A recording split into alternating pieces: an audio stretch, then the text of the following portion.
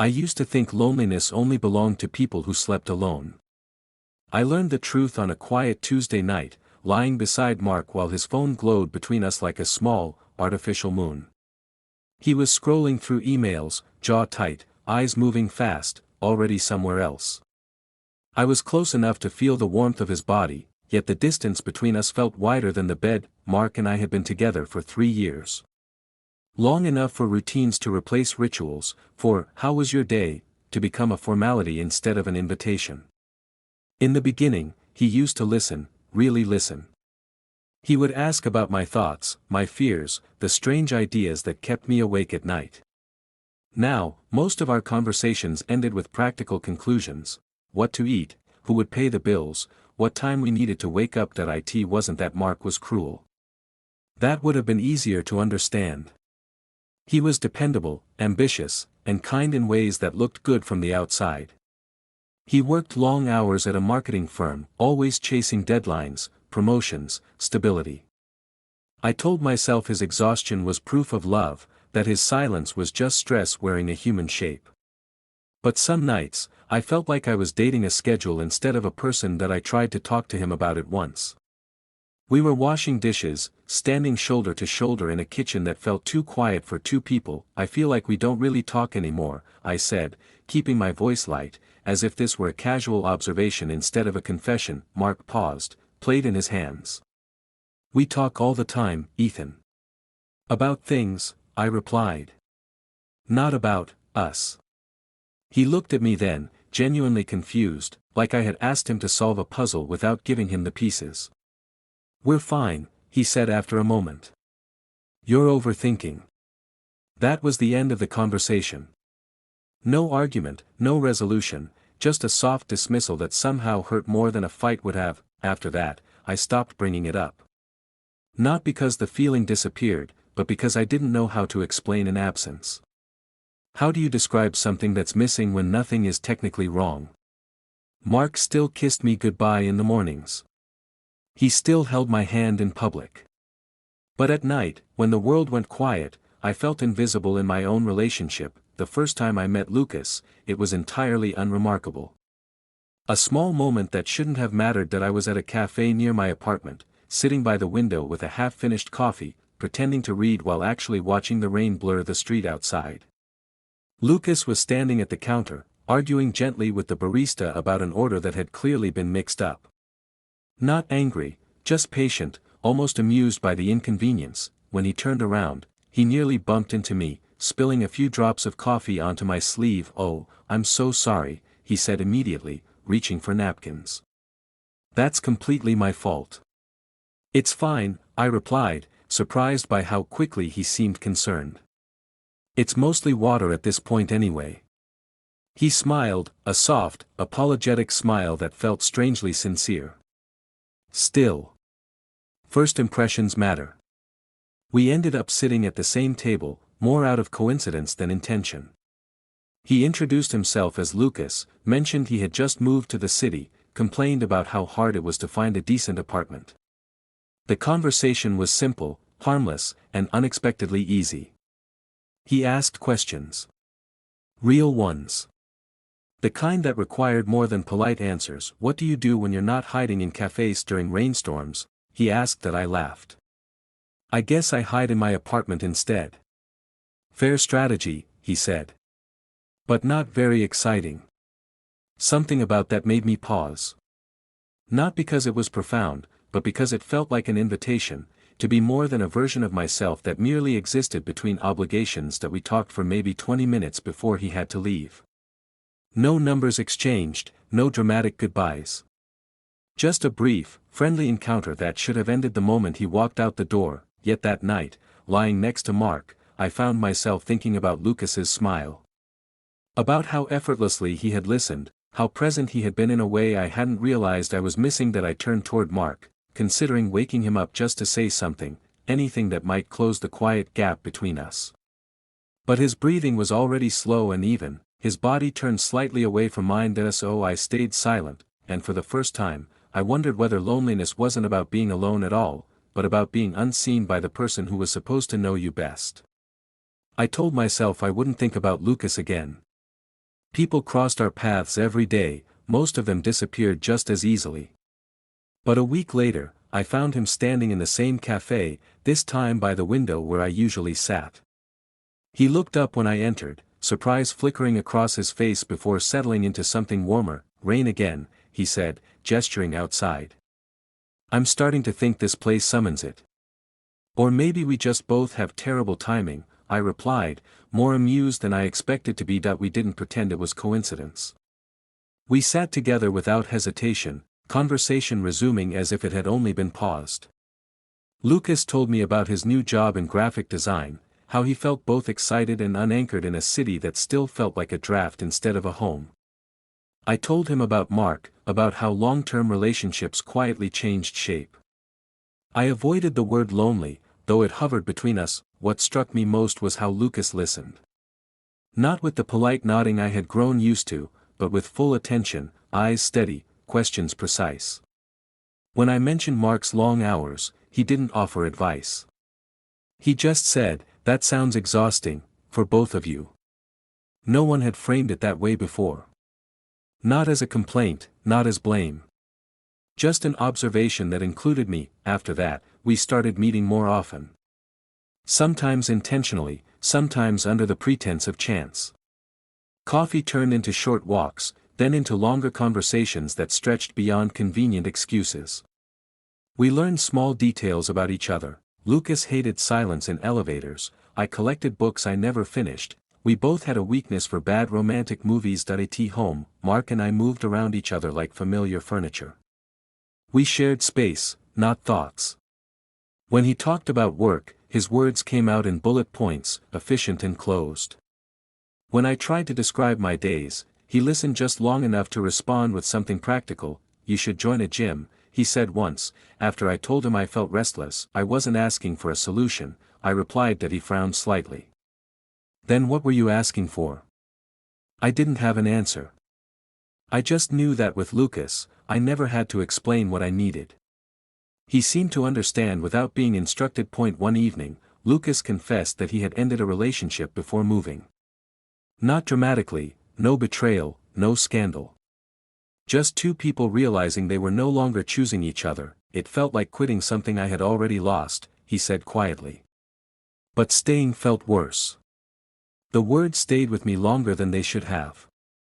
Not because they described Mark and me exactly, but because they hinted at a future I was too afraid to imagine. Our messages became a constant undercurrent in my days. Small updates, jokes, shared songs. Nothing overtly romantic, nothing I could point to as inappropriate. Yet I found myself checking my phone with a kind of anticipation I hadn't felt in years. When Mark texted, it felt like responsibility. When Lucas did, it felt like relief. The first time I realized I was hiding it, the truth unsettled me. Mark asked who I was smiling at. I told him it was just a friend from the cafe. He nodded, uninterested, already drifting back to his screen. The ease with which the lie passed between us frightened me more than the lie itself. One night, Lucas and I sat on a bench overlooking the river, city lights trembling on the water. The air was cold, and he offered me his jacket without hesitation. I accepted it, aware of how natural the gesture felt, how intimate it seemed in the quiet. "Do you ever feel like you're performing your own life?" he asked suddenly. "Like you're present, but not really participating?" I hesitated. The question felt too accurate to dismiss. All the time, I admitted that. He looked at me then, really looked at me, as if trying to understand something beneath my words. "You don't have to answer this," he said, "but are you happy with Mark?"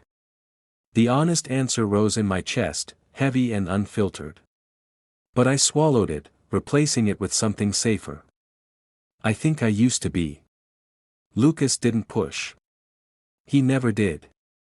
He just nodded, gaze returning to the water. But the space between us shifted, charged with what hadn't been said. When I got home, Mark was already asleep. I stood in the doorway for a long moment, watching the familiar outline of his body, the life we had built through shared habits and quiet compromises. My phone vibrated in my hand. A message from Lucas: "I'm glad I met you, Ethan. You make this city feel less empty." That I didn't reply immediately. I knew I should put the phone away, step back into the version of myself that stayed within safe boundaries. Instead, I typed, "I feel the same." It was a simple sentence. But as soon as I sent it, I understood that something had shifted, something invisible, irreversible. That I hadn't touched Lucas. I hadn't kissed him. Yet I felt as if I had crossed a line that couldn't be uncrossed, and for the first time, I wasn't sure which part of me I was betraying, Mark or myself. The first thing Mark noticed was not my phone, or my silence, or the way I had started leaving the apartment earlier than usual. It was my absence from small moments. The way I no longer commented on his stories from work. The way my laughter arrived half a second late, as if I were listening to something else. One evening, as we sat on opposite ends of the couch, he muted the television and turned to me. His expression wasn't angry. It was tired, stripped of the confidence I had always associated with him. "Are you still here with me?" he asked. The question landed softly, but it echoed louder than any accusation could have. I opened my mouth to deny it, to reassure him with the usual phrases, "Just stressed, just busy, everything's fine." But the words refused to arrange themselves into a lie. "I don't know," I said instead. Mark stared at me, not in disbelief, but in recognition. As if he had already sensed the answer and was only now allowing himself to hear it. "Is there someone else?" he asked quietly. That I hesitated. Not because I wanted to protect Lucas, but because I finally understood that silence was no longer neutral. It had become its own form of deception. "There's no one physically," I said. "But, yes. There's someone I talk to." Mark exhaled slowly, leaning back into the couch. His hands rested on his knees, fingers interlocked, as if he needed to hold himself together. "So you're cheating," he said, not bitterly, just plainly. The word felt heavier than it should have. "I didn't mean to," I replied. He listens to me. He sees me. And I didn't realize how much I needed that until it was already happening." Mark closed his eyes for a moment. When he opened them, there was no anger in them, only a kind of quiet grief. "I stopped listening," he said. "Didn't I?" I nodded. Not because I wanted to blame him, but because honesty demanded it. "We both changed," I said. "But I was the one who looked somewhere else instead of telling you how lost I felt." We sat in silence, the space between us finally filled with everything we had avoided saying for months. There was no dramatic argument, no shattered objects or raised voices. Just two people realizing they had drifted apart without noticing when it began. "I thought stability was enough," Mark said eventually. "I thought if I kept things running, kept us comfortable, that would be love. I thought love was supposed to feel alive," I replied. "And when it didn't anymore, I assumed something was wrong with me." Mark smiled faintly, a sad version of the smile I used to know. "Maybe we were both right. And both wrong." That night, we didn't sleep in the same bed. Not out of anger, but out of respect for the truth we had finally named. The next morning, we decided to end things. Gently. Without blame. We packed the relationship into careful sentences and divided our shared life with more tenderness than I expected was possible. When I walked out of the apartment for the last time, I felt lighter and heavier at the same time. Free from pretending, but burdened with the reality that love doesn't always fail loudly. Sometimes it just fades until you notice you're standing in silence. That I didn't see Lucas for a week after that. Not because I was avoiding him, but because I needed to understand myself without using him as an answer. When we finally met again, I told him everything. About Mark.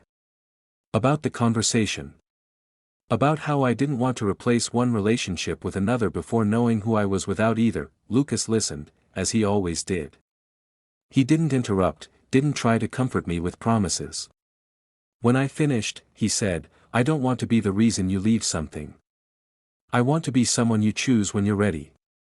The words felt honest, not romanticized. Real in a way that frightened me more than passion ever had. So we slowed down. No labels, no expectations.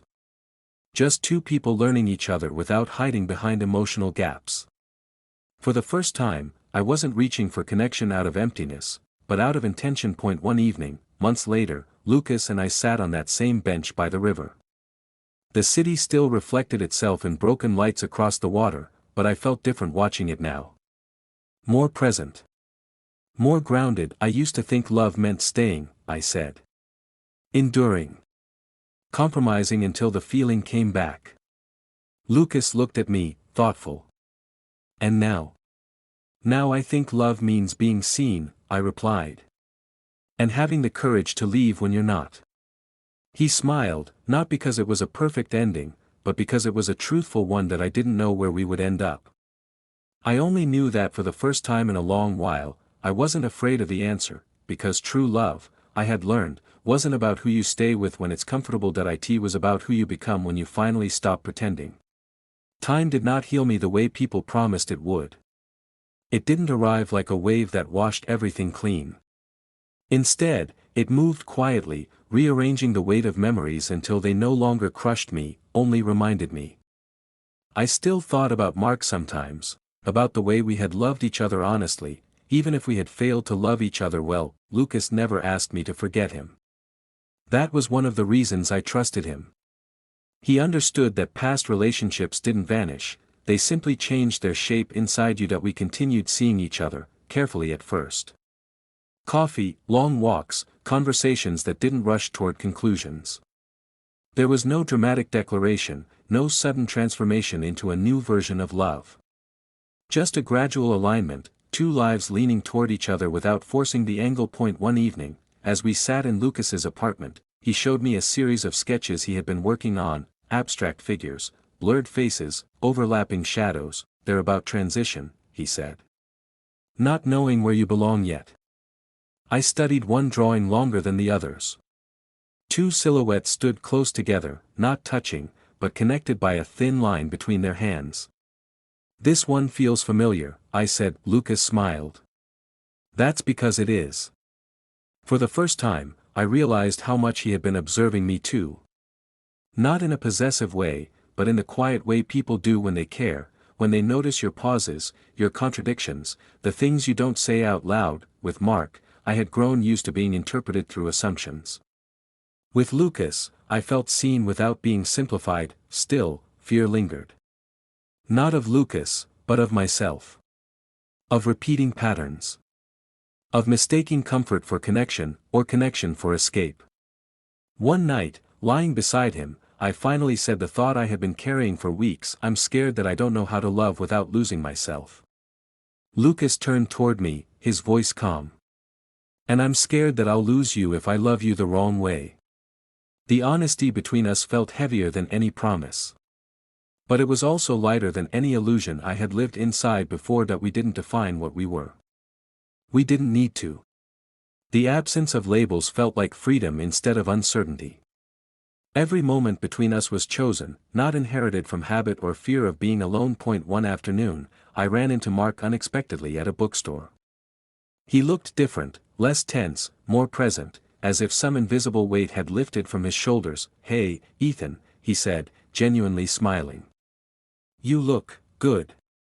So do you, I replied, surprised to realize it was true. That we talked for a few minutes, about work, about small changes, about nothing important and everything meaningful.